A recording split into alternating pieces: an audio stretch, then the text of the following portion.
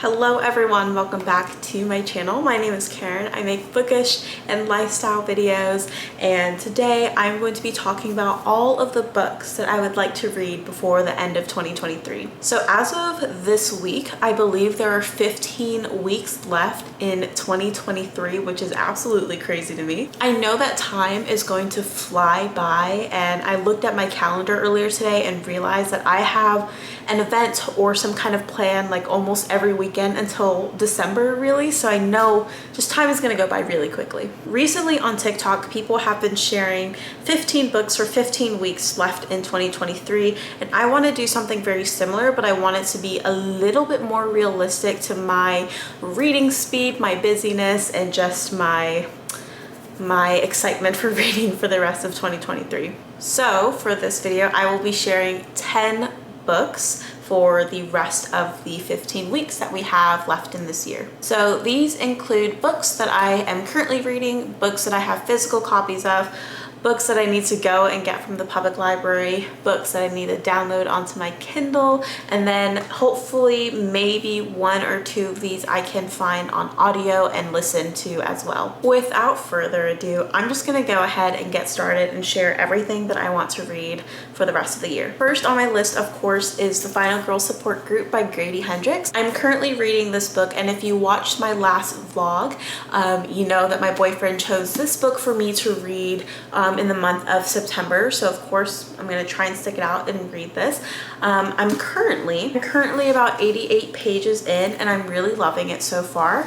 So we have a therapy support group for these final girls. Final girls are the last girl standing in horror films, except in this reality we have a group of, I believe, 5 or 6 final girls from the 80s and 90s that have been attending the same support group for the last 16 years. The beginning of this book opens up with one of the final girls being killed, and so the main character, Lynette, she basically thinks that someone is after her and the rest of the final girls, and so we follow this journey that she's on of survival of the fittest, essentially, and we get to probably see her sequel play out. I'm really liking it so far.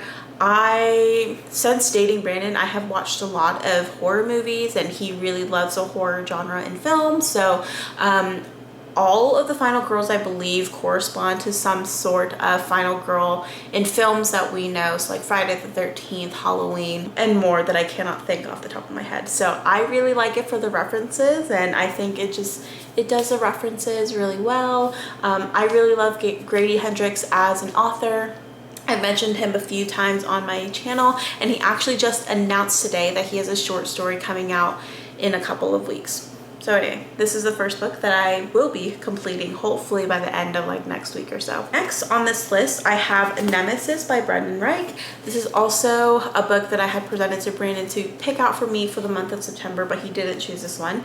I want to finish this because I read this years and years ago. It was one of the first like bookish videos that I did on my channel, and it happens to be the most watched book talk and review on my channel out of all of them. So I don't remember much. I just know that this girl gets killed on her birthday every 2 years, and so you just follow this journey as she wakes up, I think on her like 16th birthday or something like that. It's described as a book for those that are fans of the Maze Runner and the 100, if that is the vibe that you're into. But this author will be at YALLFest in November, and I am determined to make it this year and have him sign this book, so I'm very excited. Next on my list, I have The Parted Earth by Anjali and Jetty. I don't have a physical copy with me, so this is a book that I will be borrowing from the public library. It was also published through one of my favorite indie publishers, Hub City Press, which is located in Spartanburg, South Carolina. They focus on writers from the South, and they have been doing a huge push on publishing writers of color, and I believe that this is a more recent book that they've published. On the website, it reads, spanning more than half a century in cities from New Delhi to Atlanta, Anjali and Jetty's debut is a heartfelt and human portrait of the long shadow of the partition of the Indian subcontinent on the lives of 3 generations. I love multi-generational Asian family stories. For example, Joy Luck Club, Crying in H Mart, love. I don't know why I haven't picked this book up earlier before, but I do want to start going through the backlist of Hub City Press because they are my favorite press. They're in my hometown. They have a bookstore in Spartanburg that I absolutely love. Next, I feel like this is a little bit more of my sillier reads out of all of these, and it's kind of unexpected, but that is New Moon by Stephanie Meyer. My boyfriend's mom actually gifted the entire set to me for my birthday last year, and I do want to take my time reading these books, and I love the films. I am team Jacob. Depending on where I'm at in life, I am team Edward, but I believe New Moon is where we get our introduction really to Jacob, and I am just really excited. So we're going to explore this one together. I'll most likely film some sort of vlog reading this, but I feel like this is the one where she's just like in love with Edward, right? How old is Bella? Like 16? She's young, right? So next on my list has been on my TBR for quite a while, and that is The Seven Husbands of Evelyn Hugo by Taylor Jenkins Reid. I mentioned this in a couple of vlogs, but I'm buddy reading this with my friend Sage. We've been buddy reading this since early summer, I believe. We're both halfway through the book, but we, reading slumps, going back to grad school, starting up a 9-to-5 job, just kind of push this book to the side. And it's not that it's a bad book or anything like that, not in my opinion. Like, I really do enjoy reading this story. It's just I felt like I had to be in a mood for it, This book has been everywhere, but this is about our main character Monique, who's a journalist, and she gets called up to do an interview with Evelyn Hugo, who is this amazing, who would I compare it to? Marilyn Monroe type? I don't know, like this very famous actress from the 80s who has refused to do interviews and press all these years, but has specifically requested Monique. And so she's sharing stories about her past 7 husbands and her past love life and everything that has led her up to that moment. So we get a lot from Evelyn Hugo in this interview. So I'm very excited.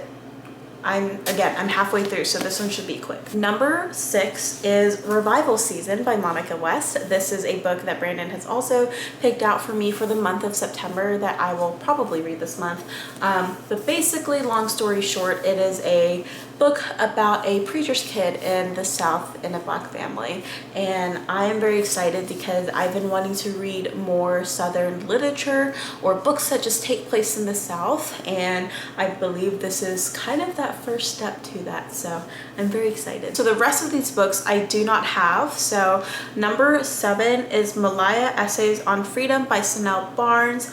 I just know that this is a collection of essays on Sanel Barnes's experiences growing up. I read Monsoon Mansion recently, which is also written by her and is her memoir. Heartbreaking, hopeful, tear-jerking. Oh my goodness. I highly recommend reading works by Sanel Barnes, and this is me expanding upon her backlists and other things that she has written. I have also read A Measure of Belonging, 21 writers of color from the South, and she edited that book and she does write a little bit in it, and her writing again is beautiful. Number 8 is Speak Okinawa by Elizabeth Mickey Brina. I have tried reading this book in the past, but it's one of those books that's so similar to my experience that I had to stop reading it because I was like, I don't think I'm in the headspace to really read this right now. I am half Okinawan and I have lived in Hawaii, so I have been connected to my Okinawan heritage and just my Okinawanness, but then moving to the South, that kind of changed things up a little bit. And I also come from a military family, which I think Elizabeth Mickey Brina also does as well. So that just made our stories very, very similar. And at the time, I was just not in a space to read a similar life story or to read about her experience while I was also just coping with not living in Hawaii and coping with my Asian American identity while living in the South. So just a lot of things mixed in there, but now I feel like I'm ready to take on this story, and hopefully I find a community of people who are in a similar boat. Number 9 is Convenience Store Woman by Sayaka Murata, and this is a short translated book from Japanese about this woman that works in a convenience store, and that's all I really know so far. And from what I understand, it's very like, she has a very routine life. You know, the convenience store is her life sort of thing. So I don't know much about it, but it's been a book that I've seen around everywhere, and of course, and it's translated from Japanese, so I should read it. I want to read it. Lastly, I have the book Hey Hun by Emily Lynn Paulson. This is a book about MLMs and how MLMs specifically target and attack women. And if you like podcasts, I highly suggest listening to Not Past It and the MLM and Mary Kay episode. I started re-listening to it this morning because they've been uploading like older episodes. But I am just fascinated with the world of MLMs, and I don't really know what it is that's so fascinating about it, but maybe because MLMs are literally everywhere. But I don't know.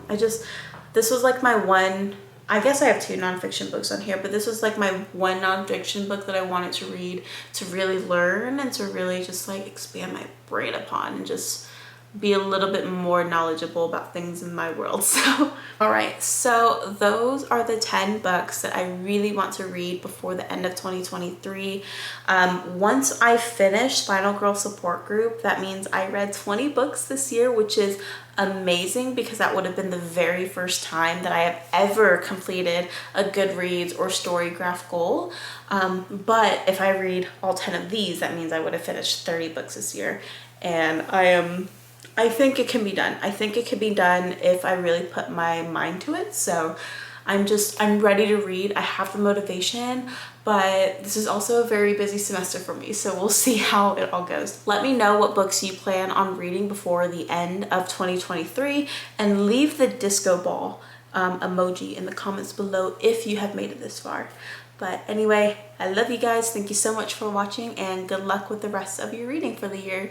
Bye everyone.